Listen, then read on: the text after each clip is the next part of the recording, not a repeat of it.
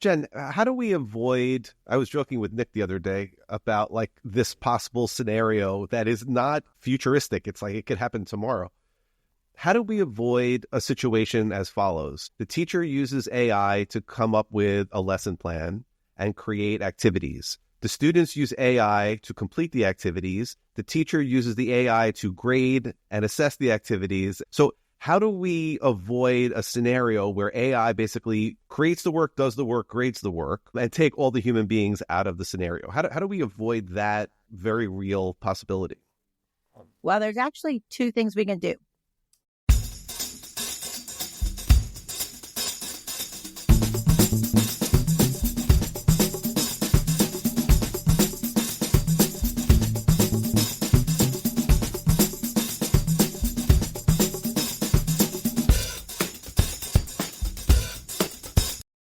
Welcome to State of Ed, a podcast about education inside the classroom and out. My name is Marc Isix. And I'm Nick Simone. How are you today, Nick? Excited for our conversation. How are you doing? As am I. Our guest today is Jennifer Womble.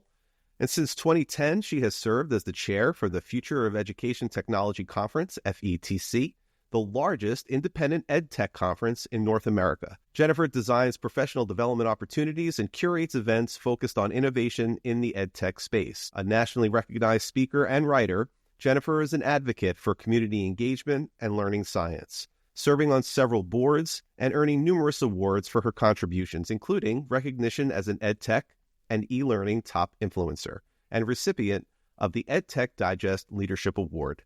She is passionate about transforming education through technology. Jennifer Womble, welcome to State of Ed Podcast. Wow. Thank you for having me. That was really gracious. Thank you very much.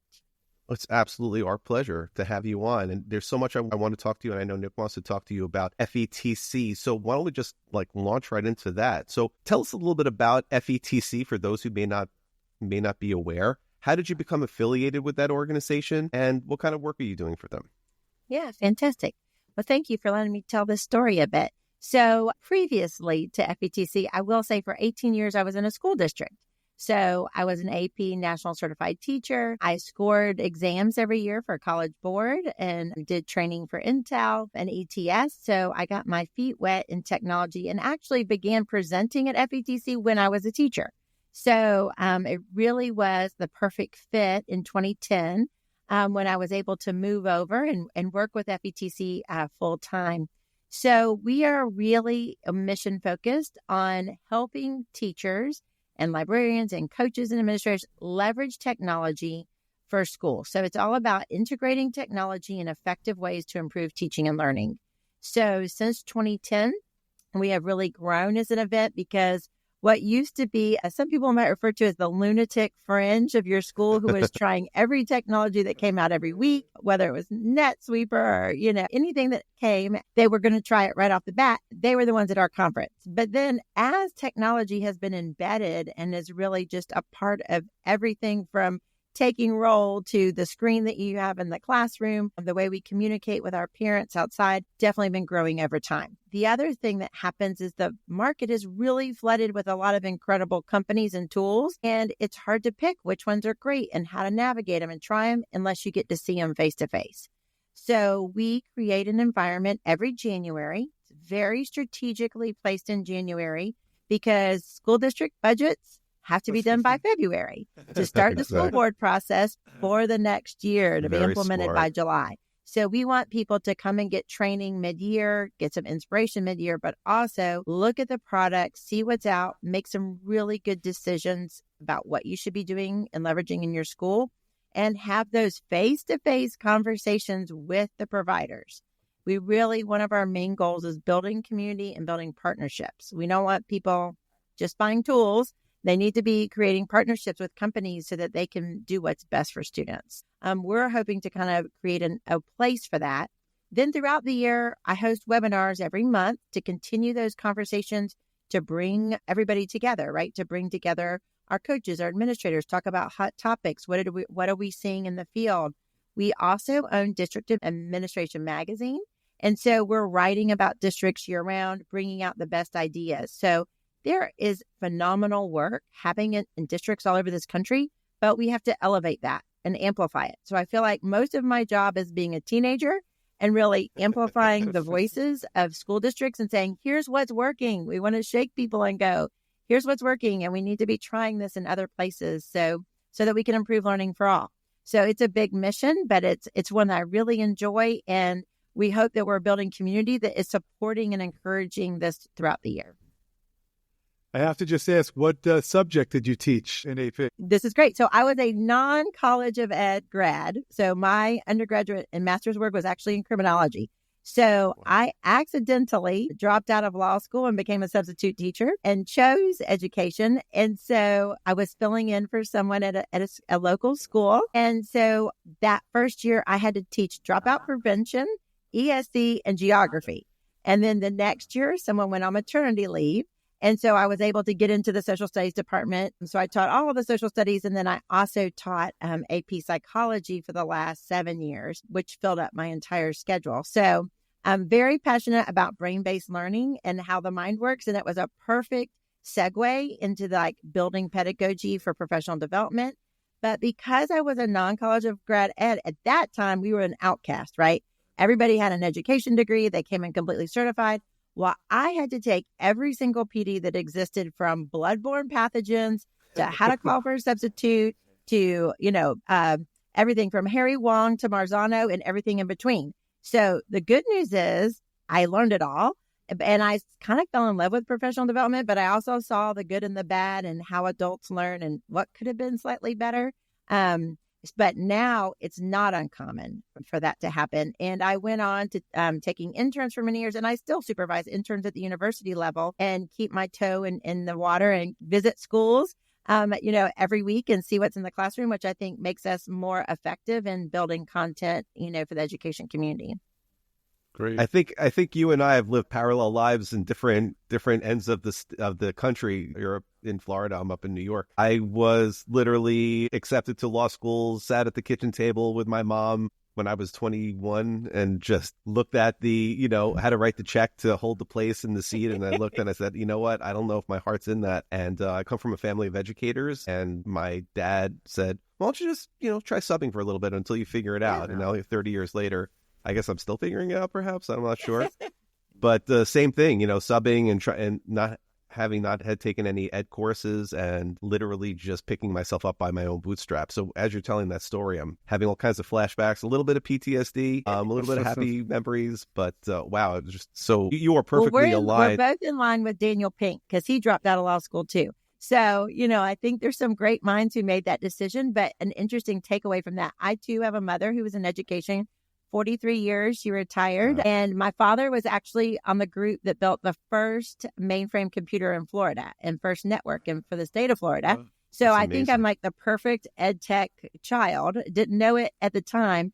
But the interesting, thing about that is, to this day, I will not hire a keynote that doesn't have a relative who's a teacher, because I think there is an incredible empathy and understanding that comes with being in a family with educators. And you'd be surprised, every single person we've ever had on the stage has had a family member that has been in education. And I think that's really valuable. That's great.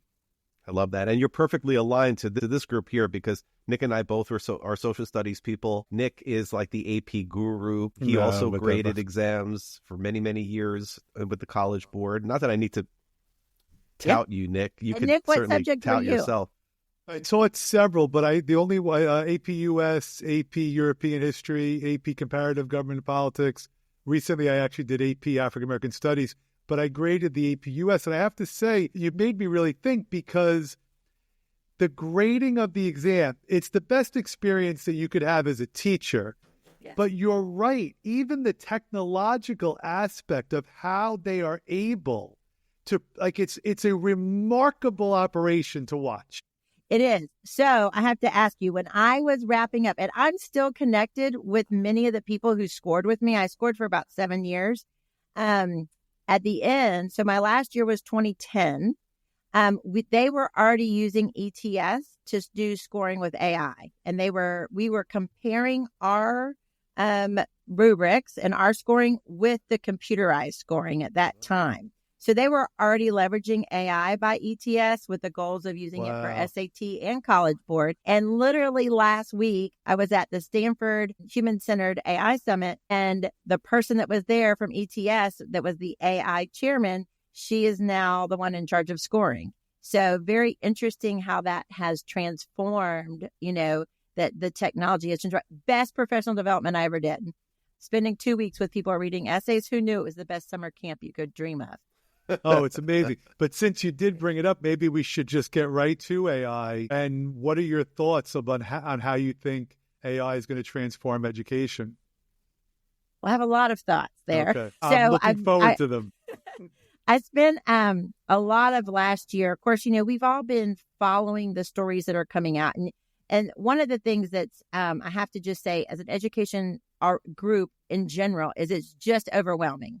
It is coming out so fast, so furious, not just the developments in OpenAI and Gemini and Perplexity and Claude and whatever tool you use, and also all the tools coming out in education and the differences in the variants. So, we're sitting in a place right now where only 26 states have guidance so far. So because of this overwhelming fountain and fire hose that's kind of immersed, district schools, everybody's trying to figure it out, right? And so teachers, my big advice and what I'm really hoping that this year, that 2025 goes down in history as the year of AI literacy. I think the best thing we can do is have conversations around what is AI, really what is it? Because there's a lot of misnomers, people thinking robots are taking over the earth and that everything from it's just going to, help us cheat and summarize to what it really is, like helping schools and students and parents understand what AI is, where it's already embedded. So what really happened last fall was a lot of people came back to school districts and Canva had AI in it. Adobe had AI in it. PowerSchool had AI in it. So even if they weren't trained on AI, even if they didn't understand it, they're using these tools, just like they've been using it on Amazon for years, right? For their selection of the products that they enjoy or their Netflix selections. So, but we haven't really talked about the pedagogy and how we're immersing and changing curriculum. So what we tried to do last year is actually, we started with assessment and we started asking educators like, if we're going to design, best curriculum is designed backwards. So we need to start with assessment and work back and design, what the curriculum is we're teaching students.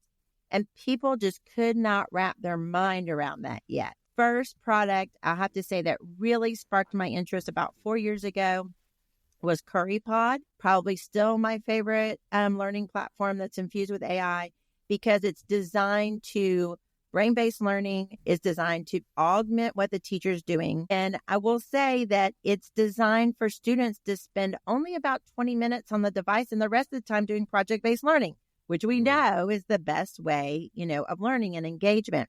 So, but we need to really spend time this year building out policy, having discussions in our schools, in our districts about what it's going to look like and how it's best used, and really creating an AI literate, community before we jump into buying things and before we jump into redesigning everything. I think there's a long-term vision here that a lot of companies have and a lot of leadership has. A lot of districts are already using AI in different ways. So that's really exciting. But we need to make sure that that's scalable. Is it replicable? What kind of student bodies is it really helping? And I think there's some areas where it can level the playing field, like offering tutoring to every child for the first time might be something pretty incredible. Authentic AI is conversational. Just taking us back to the Socratic method, right? To Socrates having the best way to learn was to have a conversation and to teach others. So I think there's a lot of potential there, but we've got to break through the barriers and the myths and the misunderstandings. At the same time, it's continuing to develop so fast. So it's kind of interesting to see what might happen next. But I think AI literacy has got to be the focus this year in understanding. But we do have the cart before the horse in a lot of school districts. People are going all in on some tools. I think over time, we're going to see those tools morph and probably be built into some other programs. But, for the most part, if you're in a one-to-one school, you're sitting in front of Google, you have Gemini, you're sitting in front of Microsoft, you have Copilot. So it's underway, and, all the research and Gallup polls say that kids are already using it. So we've got to figure out how to leverage it and make teachers' lives a lot easier by automating some things that we can take off the heavy lift of teachers. Jen, how do we avoid, I was joking with Nick the other day about like this possible scenario that is not futuristic. It's like it could happen tomorrow. How do we avoid a situation as follows? The teacher uses AI to come up with a lesson plan and create activities. The students use AI to complete the activities. The teacher uses the AI to grade and assess the activities and come up with a grade. So how do we avoid a scenario where AI basically creates the work, does the work, grades the work, and take all the human beings out of the scenario? How do we avoid that very real possibility? Well, there's actually two things we can do.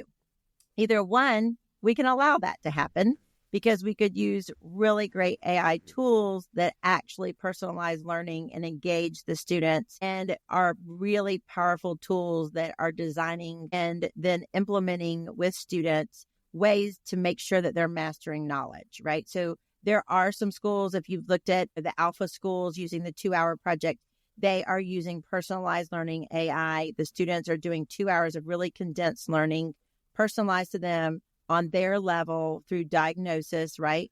Helping people either catch up if they're below level or push them ahead. And then they're working to mastery. So then in that scenario, yes, students are using the AI, and the AI is creating the assignments and scoring them with intention. And the intention is that they're using that program to show their mastery. The other way we can go is we can say, as educators, we might use these tools, but the only way to learn and create is not by using AI. So we can still have students, writing songs and building backboards and having projects and doing presentations that does not require AI. AI can be a great tool to help those kids self-evaluate before they turn it in, though. It can be a great way, but it's the teachers creating those assignments. You're seeing a lot all over. You can see this everywhere, but people are posting, cheat proof or AI proof assignments.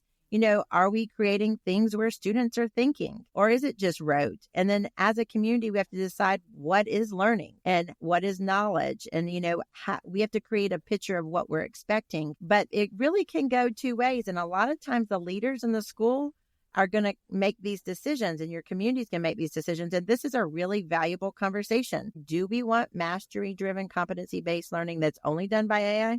Then what is the human's role in the room? Or are we going to create assignments that are AI proof and spend a lot of time with that? I do think some of the auto grading that is available now with Class Companion or CareerPilot, any of these tools you use, is amazing. Designing a rubric and having it do the student's work, what it can do in momentarily that used to take me hours and hours and hours is amazing. And I will say, is it 100% perfect right now? No. Is it going to get there? Yes. But we know the research that instant feedback is the best way to improve students' learning. But yet sometimes it'll take essays a week to get back to a student. Right. And we also know that all the writing and all the lovely comments and stickers we put on there really doesn't impact or improve their writing. So we need to really focus in on the things that do matter and do improve student learning, and focus on those key points. And then leverage AI in ways that the automation can help that teacher be stronger in the classroom. Yeah, I mean, I know that that conversation has come up a lot about AI grading essays. And as somebody that's graded a lot of essays over the years, I still am concerned about that. And trust me, I'm not a Luddite at all. Oh, yeah. But part of the process of grading essays is getting to know what your students have been able to write. And if it's just also getting to know your students. Right. Yeah. Like I remember when it went from handwriting to everything being submitted on Google Classroom, and just the actual practice of not handing papers back took me longer to get to know their last names. Yeah. Because I used to see it every time I would hand it back. Yeah. And now I don't. But, I'm just also curious your thoughts on, do you think that the restrictions in the school system, like the time schedule, the day, so many schools, 40 minutes, or that we're still using the same subjects that we've used for over 100 years, Are those going to get in the way of allowing us to like transform our schools with AI? It's a good question. So the thing that we have to think about that we've never, ever thought about in history is that literally AI is smarter than us. AI has more knowledge than any human. I think one interesting thing, especially with OpenAI, is every single textbook is in OpenAI. Every single content standard, grade level expectation, the standards that you're following is all in there. So I think that opens up another conversation about resources and where we could put resources. But the idea that the teacher in the classroom is not going to be the most knowing person. And so what happens then to the teacher in the classroom and what kind of role do they have? So my hope is that their role is more of a facilitator that is an encourager that spends more time building relationships with students, knowing their students, has more one-on-one conversations with them. Like what I would have given instead of grading essays for an hour and making the kids work on a worksheet, I would have loved to have had kids come up in small groups and have small group discussion with them about what we're learning or about their group project, because I could have let it grade, the essays. So my hope is very human-centered, that this teacher in the room becomes more of the person teaching the life skills and the study skills and role modeling how to study and how to leverage AI, and that's more of the role than being just the content expert. They still have to be able to identify bias and hallucinations and problems, right?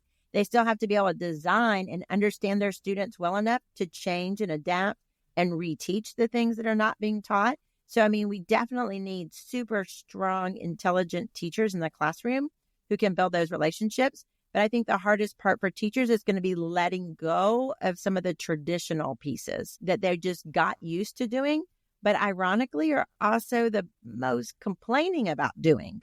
So it's kind of this really interesting thing. It's part of that persona of teaching. I do think that the Bell system and their seats and rows in the industry model is really not working for lots of families. And we see people leaving to homeschool, leaving to private school, leaving to charter school, this unhappiness with engagement, especially post-COVID. But there are amazing teachers in public school systems, and they need some supports. I think that's really obvious across every level. So if we could use AI to support them and leverage them, maybe I don't remember their names from handing back the papers, but now I can remember their names by having individualized conversations with them about content and working through their learning plan, and doing some different stuff with them so that I get to know them more as people. I'll agree. I love getting to know my students. And one of the things that's hard about recruiting teachers, I think, is its long-term gratification. I just now see my former students who are doctors in the community or who's our mayor in the community, but you don't feel that impact until the kids actually grow up and become adults and kind of have that full circle moment. So it's kind of hard to convince new teachers about this amazing impact that they're going to have when you don't feel it every day in and day out. There's a lot of long-term gratification there, but I'm hoping that it can really improve the life of a teacher and the relationships with students. That was great. Way more. You're way more than a tech expert. Way more than a tech expert. Very impressive. I wouldn't say I'm an expert, but I'm definitely constantly learning and listening to districts and trying to imagine what it could be better. Like I definitely know that we could be doing it better. And so I think that I'm very, whatever they call it, Techno-Optimist, that there are tools that can make education better. I want kids to just sink in. There's just nothing better than that light bulb moment going off in the classroom. And I feel like we have an engagement issue in America right now. And how can we get kids more engaged and what's more interesting, And I've watched kids in some of these classrooms who are having conversations with AI as a historical figure, having conversations with Freud and asking Freud questions like, what is this?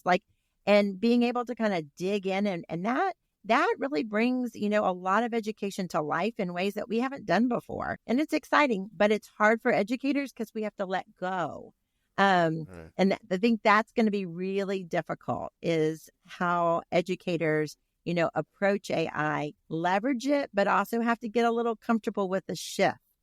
So it's a lot to take on, a lot to think about, especially when you've been doing the same thing, over and over for many years. And then to have to kind of a sweeping change, That's why I think there's some people who are nervous. They have some fears about it. And we need role models. In education, we need modeling. We need coaching. We need to be able to watch our peers doing this. It's something new that we haven't done before. So I think all of that professional development is going to be essential. I couldn't agree with you more. As a matter of fact, I recently wrote a whole book about student engagement and how to try to solve these problems and address them. Let's get fired up. I'm with you. Yeah, no, because one of the stories I told in the book is, it goes back to my dad, who was an AP in an elementary school. So back when my elementary school days, you used to get your textbook. I'm dating myself here. I got a lot of gray hair, so I have a number of years behind me. And I would come home with my textbook, and then he would write down the titles. And then if he would go into his book closet at his elementary school, and if they had an extra teacher's edition, he would bring it home for me. Now, having the teacher's edition in 1981, right, was like being Socrates and Aristotle all wrapped in one. Yeah. And that was just like, it had all the answers, because back the tiny then, margins, it had every answer. Exactly right. And back then, everything was about the answers. Everything was about like a trade. Like, I will give you my compliance and I will behave if you give me the answers, so I can then do well and get the grade. Everything was about the answers. And that really was the paradigm upon which the entire system of education was built. But now everybody has the teacher's edition to every single subject and every course, and they carry it with them in their pocket.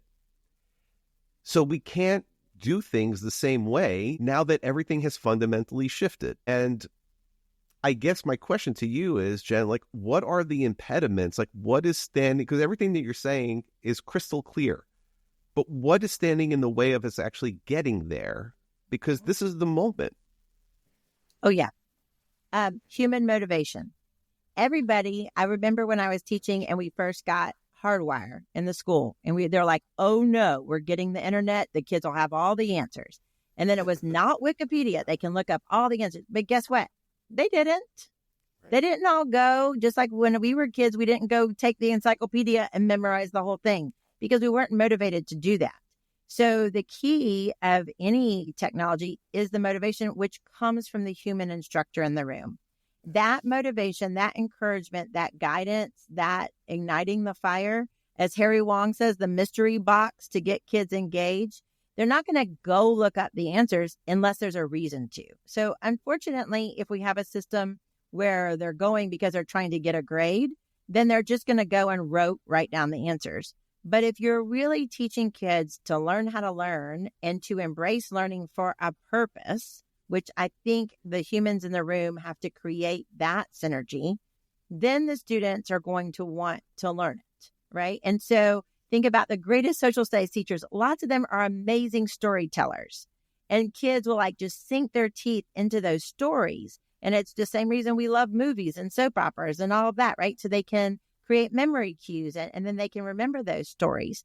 So we have to think about how we are engaging students in a way with AI. Yeah, all the answers are out there, but that doesn't mean they're going to go get them. They're not all reading everything on the internet. They're not all reading everything still on Wikipedia. There still has to be a driver and a motivation in the equation to learn.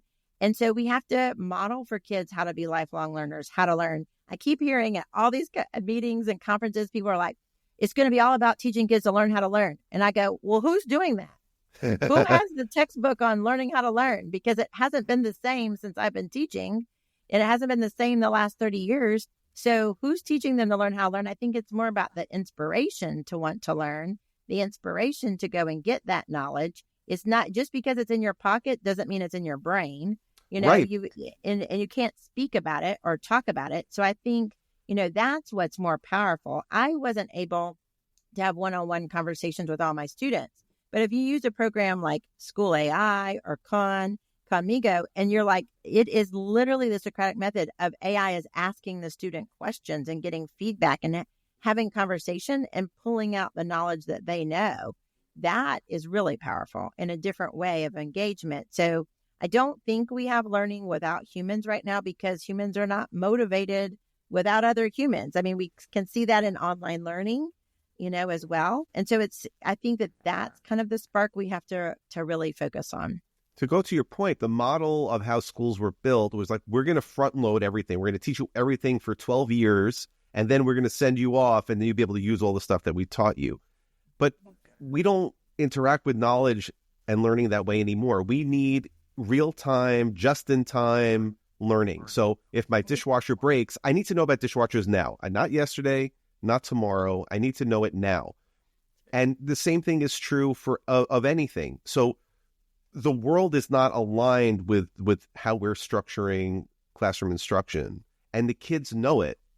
So yes, I agree with you 100%. It's based on motivation. So you're 100% right. We have to create problems that they need to solve. Oh, we got a lot of problems need to be solved. So we do have a lot of if we problems. would just introduce these problems to kids, that'd be different. You know, that also the limit is human capacity. So we used to have this argument in my socialist department every year. We would have to teach American history, but then we had to break it down, and it had to stop right after the Civil War. Well, then they had never got antebellum to the future or the modern day. And then the same thing with ancient history. You can't even get ancient history, and every year there's more and more history. So we're losing capacity to be able to keep teaching. We needed ancient history, modern U.S. history. A lot of kids never even got to the end of U.S. history, which is why they don't understand American government, which is why they don't understand the separation of powers currently. So we've got some social studies work to do there, but we can't keep adding capacity of subjects. You know, I was just talking to somebody at dinner last night who's a biology teacher, and she's like, when I was in college, we didn't have genetics, but I've been teaching genetics all these years. So think about how knowledge is growing and changing over time, but yet there's a limited number of the day. You know, the day is limited. So, you know, I think a lot of the people in the project learning space project-based learning have been coming up with these solutions of, you know, giving kids problems, and then they have to learn all the things around that problem to come up with a solution. You know, I think there's some different ways of thinking about learning. I don't think it can be just scope and sequence, because we've also taken out some things that are really important. And I mean, the thing we hear parents asking for the most are life skills. And when we were in school in the 80s and 90s, 80s, 70s, whatever, you know, we had a class called life skills, and you learned how to make a grocery list and financial literacy and balance your checkbook and all those things. And it was all wrapped up in a course, and everybody kind of made fun of it because you had a fake wedding and you carried a flower baby or whatever the different things were. But guess what? Kids knew how to change a tire, and kids knew, you know, those were the life skills. And we're not doing that now. And that's what we hear all over the country. People are complaining. Kids don't know when they're getting charged on their debit card and, you know, all these kind of things. Why isn't anything applicable? So, you know, it's hard to take a lot of content and make it all relevant and then also teach life skills. And then, oh, by the way, you know, all these other things you have to teach on top.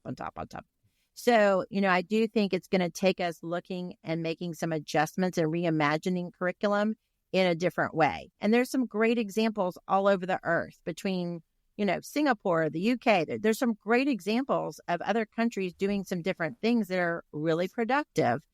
We've been staring at Norway and Finland for many years now and talking about it. So, you know, maybe it's time that we reimagine maybe at least the high school curriculum. I think we're doing really great work in elementary and middle school. I think what we're seeing and the data is showing us right now is, you know, some of our greatest weaknesses in high school.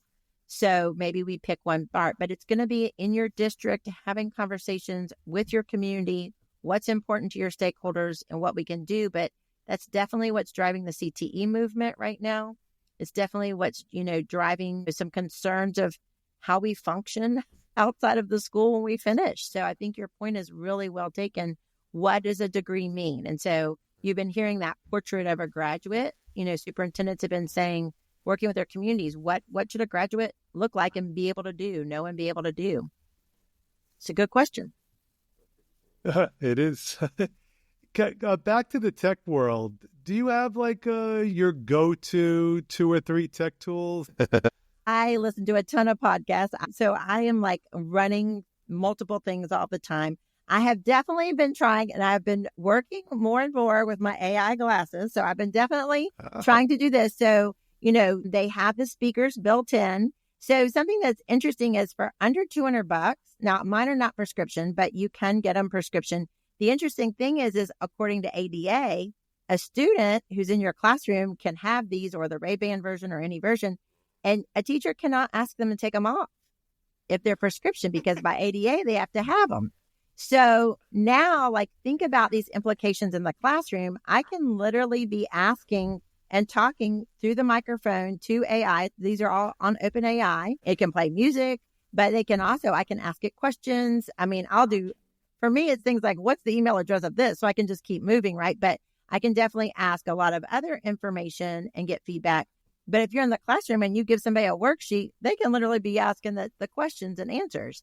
So we really have to think about that assessment. So I have also a device I like is the Plod. And the Plod records conversations and then gives you an AI summary feedback of it.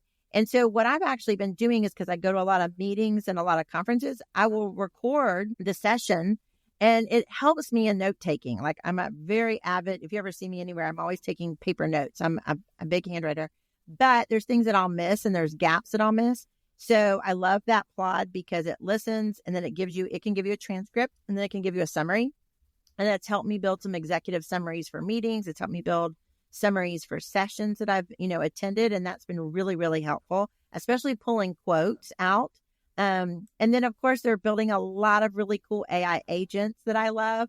And I'll have to say, I've got 2 friends working on their PhD right now, and they're using these AI agents to analyze their data, to pull out quotes, to work all the way through their PhD. I mean, saving hundreds of hours of time just digesting your own data. And I'm definitely using it with data work for our own event. Like, I look at who attends every single session, if it's meeting their needs, what role they are in the school, what content we're providing. Are we providing the best content for them? And all of that deep dive I'm doing with AI. It's an enormous amount. You take, 10,000 people where they've gone and what they've attended an entire event and tried to, figure that out. And what used to probably take me months, probably about 2 months, I've now done in about a week.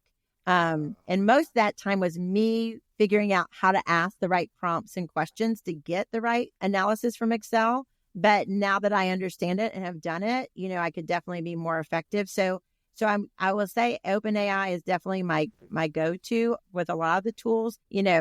I'm a Microsoft girl because I know it. Before that, it was WordPerfect, right? I could still use the function keys. But I mean, those are some of the things that, I'm just kind of using on a daily basis, but it changes. I'm open to trying things. I'm excited and scared to try a bunch of VR.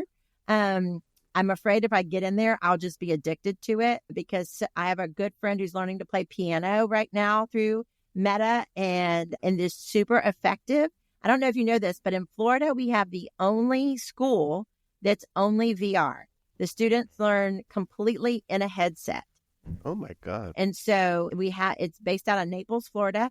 The data that's coming out of it is they're learning faster and making more gains than they are in a regular classroom. But they're not alone. They're in the headset with an instructor and with their classmates. Okay. But they're learning it through VR. So that's probably my next venture in. And I think definitely as far as CTE goes, like, we can't get enough HVAC instructors in Florida. We can't get enough construction, all these industries where we want kids learning CTE. We can't get enough instructors. We have a huge teacher shortage. I mean, I think I looked yesterday, and we have about 5,000 openings in Florida. So come on down to Florida. We need lots of teachers. But, in industries and with people with specialities, I mean, think about how hard it is to find an AP chemistry teacher, how hard it is to find an ESE or an ESL for German. Like, so you think about those shortage areas. If we could create classes in VR where one teacher could service lots of students in a district or an area, that would be a lot more effective. So I think that's just something that's really interesting. We've been talking about it for a long time, but finally companies like Lenovo and stuff have come out with full headsets so that teachers could really employ it. They don't have to take a cell phone and put a piece of cardboard on there and something else and something else. So I think the technologies are getting better, but we still need bandwidth in every school. There are still schools that are not completely online. There's still schools where the kids don't have devices. So we've got to work on that equity first. What are the obstacles? I'm not very familiar with, all the ins and outs of the politics in Florida, but what are the obstacles that are preventing the equitable funding in schools? And also with all those teacher shortages, what is there pressure to like increase salaries to make the jobs more competitive to try to draw more people out of the woodwork? Absolutely. And really it is, we do through district administration a survey every year of superintendents and ask them, what are your top challenges? And I would say for probably about the past 7 years, number one has been recruit, retain. And not only that, but we see high turnover in superintendents. It's now, according to Project Tomorrow, 2.3 years is the length of a superintendent nationally. We see shortages in principals, shortages in teachers, coaches. So it's really across the board, all over there. And student populations are changing too. So we knew the baby boomers were going to retire, and they did. And they've caused a massive void, but we don't have the number of students coming into the School of Education or the non-School of Education. We just don't have the same interest in education. I think that that's twofold. One is that we're not doing a good job of marketing education. I mean, I believe being a teacher can be the best career you can ever have. There is an incredible amount of impact and personal value in it. I think it also meets the needs of our younger population who want a little more flexibility. Okay, have some summers and holidays off. You want to be off earlier in the day, you can go do other things. Like it definitely would fit the niche of what a lot of young people are looking for. But unfortunately, a lot of people in education haven't been telling positive stories. And so we need people who are educators to be more positive about their experiences and to share all of the good things that happen and the reason that they stay for 20 and 30 years instead of, just being very vocal about some of the negative things. And I know that's really hard, but sometimes, we're beating up the system that we're trying to build up and wondering at the same time, why aren't young people going into education? And then turn around and badmouth them. And so, I think that that's something we have to work on as a culture, and people like Jimmy Casas and others are really working to build the culture in schools to be more positive place. You mentioned elementary school earlier. Every kid going to elementary school is smiling. Hi, how are you? They're happy to be there. They want to come home and tell you what they've learned. Then middle school, it starts to happen, and we know puberty hits. But then what happens by high school? Like, we really need to work on cultures and, building positive environments in schools where people want to be there. Never has there been a more exciting time in technology. If I was a young, super techie person and I was a smart school district, I would be saying, hey, we're using AI in our school district. Come use the latest technology in our school district and change lives. Like, that is an amazing thing to think about, that you could be using technology, you could be changing kids' lives, you could be shaping the future. That's really powerful. And it doesn't hurt that Dave Ramsey's latest research on the number of millionaires in America, teachers are in the top 5 because it's still one of the professions that they get a pension. Those of us outside of the education system don't have the great healthcare that a lot of teachers have, definitely don't have a guaranteed pension that a lot of teachers have. So there are a lot of really great, long-term gratification that we've got to work on making more positive, strides in to recruit and retain the best and brightest. I mean, education is the economic driver of our nation. Every single piece of talent in this country comes from education and schools. So we are shaping the future every single day. It doesn't feel like that when you have a big, stack of papers and a lot of parent emails to answer, and we're changing the bell schedule because of a pep rally. Like, I know that there's a lot of cumbersome things that happen every day, but if we give ourselves a moment to reflect and have some white space, it is really shaping the future every day, and it makes a huge impact. So we've got to encourage more young people, and we can do that in our own schools. And we just got to start being more positive about our own environments to kind of encourage that more. We're doing a lot of interesting things in Florida. We've been on the news a lot. We've tried getting the military folks to come in and teach. We've tried getting people who have retired to come back. We've tried content experts. We've done modified certifications. They've definitely worked on salaries. Bigger districts like Dade County that have more property tax have been able to raise salaries. But as we all know, a majority of all education funding comes from your local taxes. Only 13% comes from the federal government. So unless your local tax base is strong enough, that's who decides who's getting the salaries. So, it has to be your local community, coming together. And I think the firefighters, the policemen, and the teachers are really trying to get together on that. Areas where there's shortages in all of them, but we need people to serve this great nation. How many times have you been the keynote at FETC? 0. What? Mistake. 0. I'm here to curate content. I want to put the very best, brightest minds in front of every single administrator and teacher and coach so that they can take it back and spread it. Like, I want these great ideas to spread like wildfire. I want this enthusiasm for education to spread like wildfire. And I want everybody to have the chance to see the very best and brightest in our country so that when they go back, they can do that for kids. Like, how awesome is that? Sounds like a keynote to me. But now at the conferences, you get teachers and administrators? We actually have 8 tracks. So we have a track that's for district administrators, a track for campus leaders. So that's department heads, principals, headmasters, because we have people there coming from charter schools, private schools, public schools. There's people, everybody needs to learn. And a lot of times people don't realize this, but the parochial and the private schools, they don't get the same opportunities for PD. So they're still teaching our kids. We still want them to learn. And we have one that's for classroom leaders, of course. Then we've got coach leaders. And sometimes those are tech coaches. Sometimes they're literacy coaches. A lot of school districts have different names, technology integration specialists. They all have different names now. Then we have an IT leaders track. So that's really specific for our CIOs, CTOs, the boxes and wire guys who are dealing with a lot of cybersecurity issues, school safety issues. They've got some special issues and challenges. And then we also have a track for esports and esports leaders, because that has really been the fastest growing track of engagement in a lot of schools. It combines CTE, it's building skills, and also bringing kids together. And one of the interesting things I just heard on esports is that 90% of the kids who participate in esports have never been in any extracurricular. They've never been in anything. So we are building teamwork. They're learning how to work with other kids. They finally found a place. So I think it's amazing that we're finding a place for those kids. And it's not just about playing video games. When you're on an esports team, one person schedules the tournaments, one person does the streaming, one person does shoutcasting, one person does their uniforms, like it's graphic design. I had a school in New Jersey told me that one of their kids just got hired by Netflix right out of high school because they were the ones doing the streaming. So who's teaching streaming these days? I don't know, but esports is. So we have a track just for them. And then we have one for librarians.